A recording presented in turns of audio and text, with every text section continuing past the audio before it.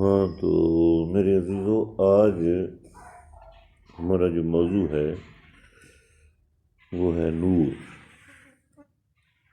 کہ نور کیا ہے، نیکی، گناہ، ثواب، اس کی کیا حقیقت ہے۔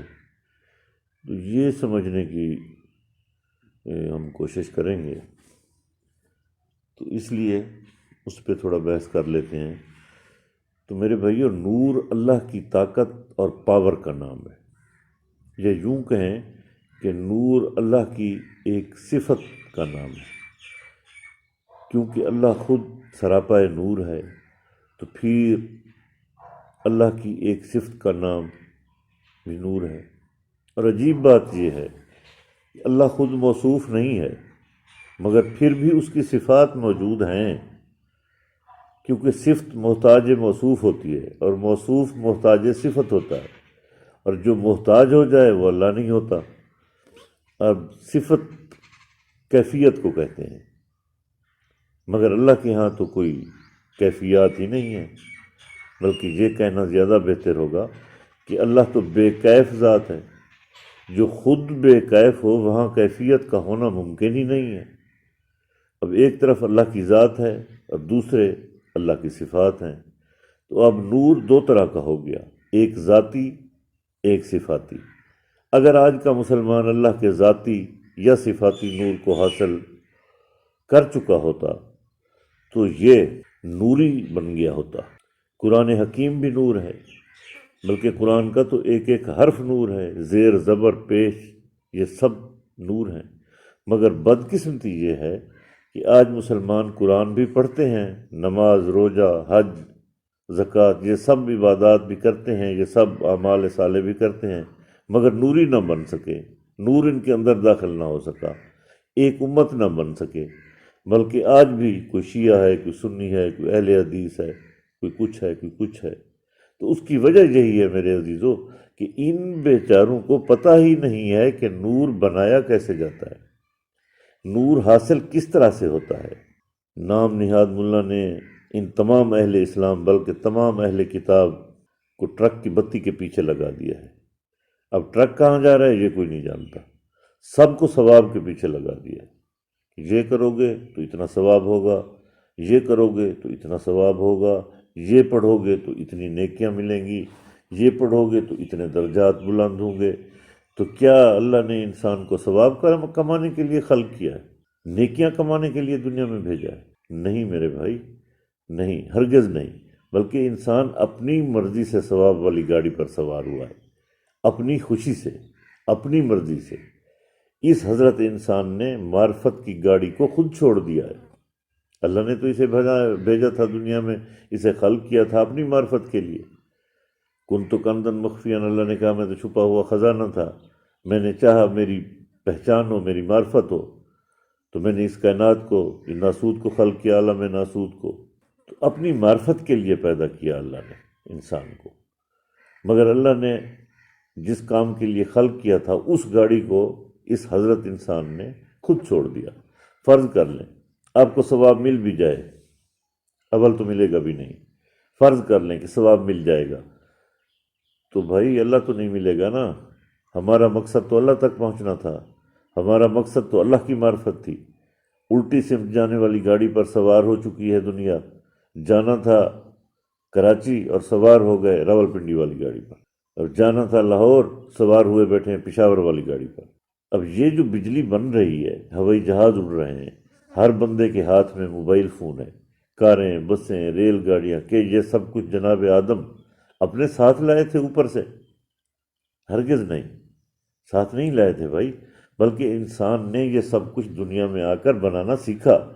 تو اسی طرح نور کیسے بنتا ہے یہ بھی تو سیکھنا پڑے گا نا۔ یہ بجلی جو ہے یہ مصنوعی نور ہے، پانی کو ایک خاص ترکیب سے گزار کر گرایا جاتا ہے جس سے یہ بجلی بنتی ہے، اور اس طرح بنی ہوئی بجلی کو کہتے ہیں ہائیڈرو الیکٹرک۔ پہلے زمانے کے لوگ آگ کیسے جلاتے تھے؟ یہ ماچس، یہ لائٹر، یہ تو اب کی ایجاد ہے نا۔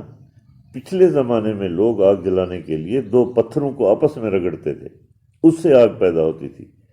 آسمانی بجلی آپ لوگ دیکھتے ہیں نا، جب بارش کا موسم ہوتا ہے، آج کل جیسے یہ شروع ہے تو خبروں میں بتایا جاتا ہے کہ فلاں شہر یا فلاں دیہات میں آسمانی بجلی گرنے سے اتنے جانور ہلاک ہو گئے، اتنے درخت جل گئے وغیرہ، تو یہ آسمانی بجلی بھی مصنوعی نور کی مثل ہے۔ اور یہ بجلی کیسے بنتی ہے؟ تو یہ سمجھ لیں کہ دو بادلوں کے ٹکرانے سے یہ بجلی بنتی ہے، یہ سائنس کہہ رہی ہے۔ بالکل اسی طرح جب اللہ کے نام بھی بار بار ہمارے قلوب و اذہان سے ٹکراتے ہیں تو اس سے نور پیدا ہوتا ہے، اور آہستہ آہستہ ہمارے قلوب نورانی ہونا شروع ہو جاتے ہیں۔ اور وہ اللہ کا نام ٹکرانا کیسے ہے، کس طرح انہیں ٹکرانا ہے، یہ تم کو نہیں آتا، یہ مولوی صاحب کو پتہ نہیں ہے۔ جن لوگوں کو یہ طریقہ آ گیا تو وہ کوئی تو داتا بن گیا، کوئی باہو بن گیا، کوئی کلندر بن گیا، اور جنہیں یہ طریقہ نہیں آیا، کوئی شیعہ بن گیا، کوئی سنی بن گیا، کوئی وہابی رہ گیا۔ تو اللہ کے ذاتی نام سے بھی نور بنایا جاتا ہے، صفاتی اسماء سے بھی نور بنایا جا سکتا ہے، قرآنی آیات سے بھی نور بنایا جاتا ہے، مگر یہ طریقہ صرف انہیں آتا ہے جنہیں دل والا علم عطا ہوا، یعنی علم لدنی یا باطنی علم۔ اب جب یہ نور بنے گا تو اس نور کا کریں گے کیا؟ کدھر لے جائیں گے اس نور کو؟ اس نور سے اپنی روح کو غذا دینی ہے۔ اس نور سے ہمارے اندر جو لطائف رکھے ہوئے ہیں وہ سارے کے سارے لطائف نورانی ہیں، سوائے ایک لطیفے کے جو نفس کی شکل میں ہے، نفس ہمارا جو ناف میں رکھا ہوا ہے۔ اس ایک لطیفے کے علاوہ باقی 6 لطیفے وہ تو نورانی ہیں، ان کا تعلق تو اللہ سے ہے۔ شیطانی جرثومہ تو صرف یہ ایک نفس ہے نا، باقی 6 لطیفے، لطیفہ ہے نا ادھر سر میں، 5 لطیفے ادھر سینے میں، قلب میں، روح ہے، قلب ہے، خفی ہے، اخفا ہے، سری ہے، یہ 5 لطیفے قلب میں، سینے میں، صدر میں۔ تو اس نور سے اپنی روح کو غذا دینی ہے، تو اس سے جو ہمارے اندر جو لطیفے رکھے ہوئے ہیں سارے کے سارے لطائف نورانی تو پہلے سے ہی ہیں، سوائے ایک کے جو میں نے ابھی عرض کیا ہے وہ شیطانی ہے، باقی سب کے سب نورانی ہے۔ تو اس نور سے ہم نے اپنے اندر سوئے ہوئے لطائف کو جگانا ہے، کیونکہ وہ نورانی لطائف ہمارے اندر بیدار نہیں ہیں، وہ خوابیدہ ہیں، سوئے ہوئے ہیں، ہم نے انہیں جگایا ہی نہیں ہے۔ اس نور سے اپنے قلب کو نورانی بنانا ہے تاکہ ہمارا قلب منیب بن سکے، قلب سلیم بن سکے، قلب شہید بن سکے۔ پھر جو بھی آپ ذکر کریں گے وہ صرف زبان تک محدود نہیں ہوگا، بلکہ ہمارا قلب بھی ذاکر بن جائے گا، ہمارے اندر سارے لطائف ذاکر بن جائیں گے۔ پھر چاہے آپ سو رہے ہوں یا جاگ رہے ہوں، آپ کے لطائف اور آپ کا قلب دن رات اللہ اللہ کی تسبیح کرتا رہے گا۔ پھر چاہے آپ دنیا سے چلے بھی جائیں تب بھی آپ کے لطائف آپ کی قبر میں بھی ذکر اذکار میں لگے رہیں گے، اور آپ کی قبر سے بھی لوگ فیض یاب ہوتے رہیں گے۔ اور یہ نور حاصل کرنے کے بھی 2 طریقے ہیں، یہ سمجھ لیں اس بات کو، یہ بڑی باریک بات ہے کہ 2 طریقے۔ پہلا طریقہ مرشد کامل کی نگاہ، دوسرا ذکر اذکار سے اور ریاضت سے۔ جب اس نور کی غذا ہماری روح کو ملے گی تو ہماری روح نورانی ہو کر ذکر کرنا شروع کر دے گی۔ اللہ تعالیٰ قرآن مجید میں فرماتے ہیں فَاذْكُرُونِی أَذْكُرْكُمْ، تم میرا ذکر کرو میں اللہ تمہارا ذکر کروں گا۔ ادھر زمین سے تم اللہ کا ذکر کرو گے تو نور بنے گا، ادھر سے اللہ تمہارا ذکر کرے گا وہ تو ہے ہی نور۔ تو اس طرح تمہاری تار اللہ سے جڑ جائے گی، اور یہ ہے صراط مستقیم۔ اب باقی رہ گئی نیکی، ثواب، تو آپ نے راستے سے پتھر ہٹا دیا، راستے سے کانٹا ہٹا دیا، بھوکے کو کھانا کھلا دیا، خیرات کر دی، صدقہ کر لیا، یہ سب کچھ ٹھیک ہے، یہ نیکی کا کام ہے، اچھی بات ہے، یہ کرتے رہنا چاہیے، تو اس سے آپ کو ثواب مل جائے گا۔ مگر میرے بھائیو، اس سے اللہ نہیں ملے گا، اور ہمیں اللہ نے دنیا میں ثواب کمانے کے لیے نہیں بھیجا بلکہ اپنی معرفت کے لیے بھیجا ہے۔ یہ ثواب والی گاڑی پہ ہم خود سوار ہو گئے کہ شاید اس طرح مجھے بخش دیا جائے گا۔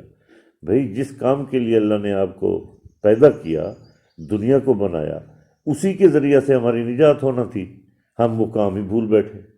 حدیث قدسی میں ہے، جیسے میں نے ابھی بتایا کہ اللہ نے کہا کنت کنزا مخفیا، کہ میں چھپا ہوا خزانہ تھا، تو میں نے چاہا میں پہچانا جاؤں، تو اس لیے میں نے کائنات کو خلق کیا۔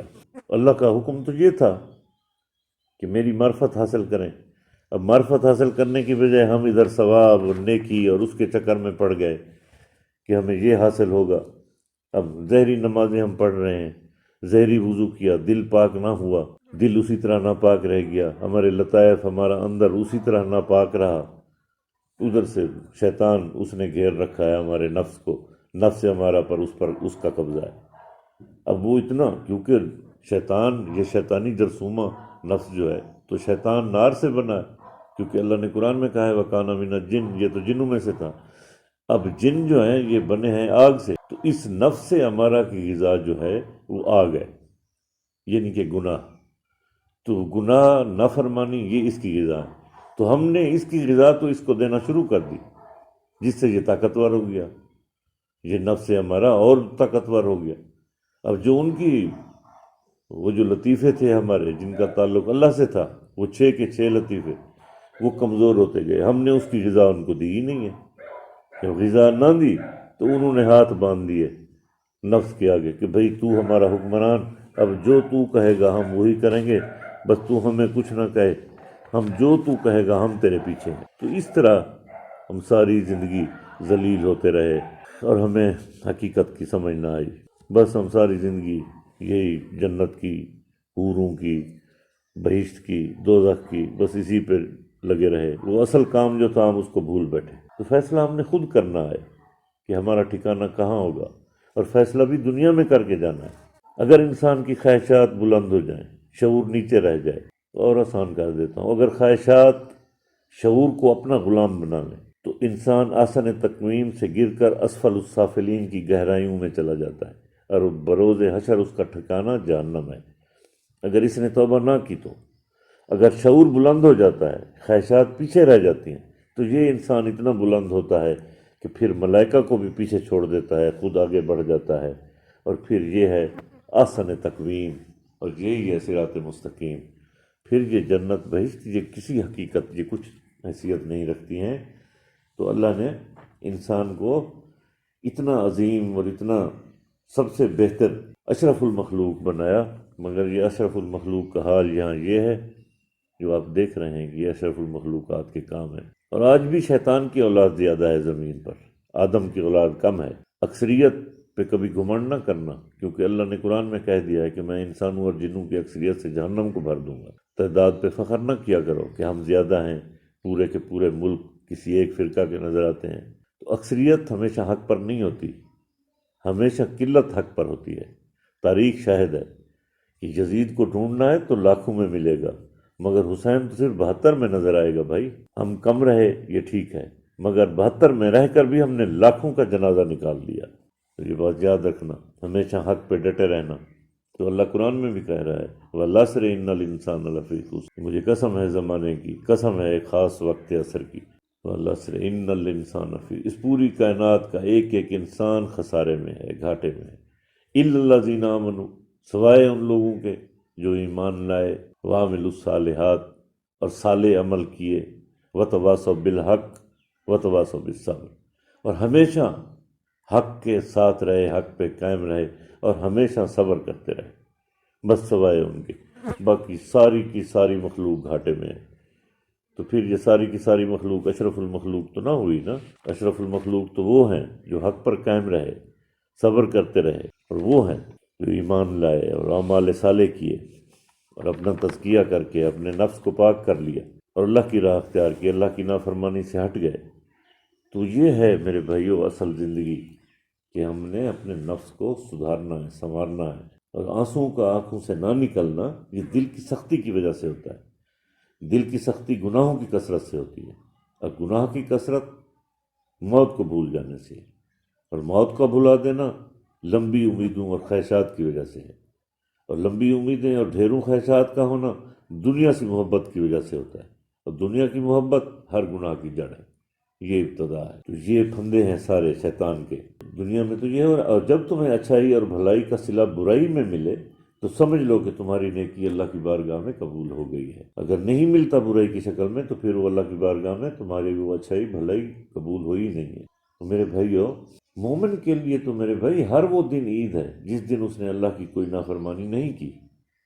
ہر وہ دن تمہارے لیے عید بن سکتا ہے جس دن تم نے اللہ کی کوئی نافرمانی نہیں کی۔ اگر راستہ خوبصورت ہے تو یہ ضرور معلوم کر لیا کریں کہ کس منزل کو جا رہا ہے۔ اگر منزل خوبصورت ہے تو پھر راستے کی پرواہ مت کرو، یہ یاد رکھیے گا۔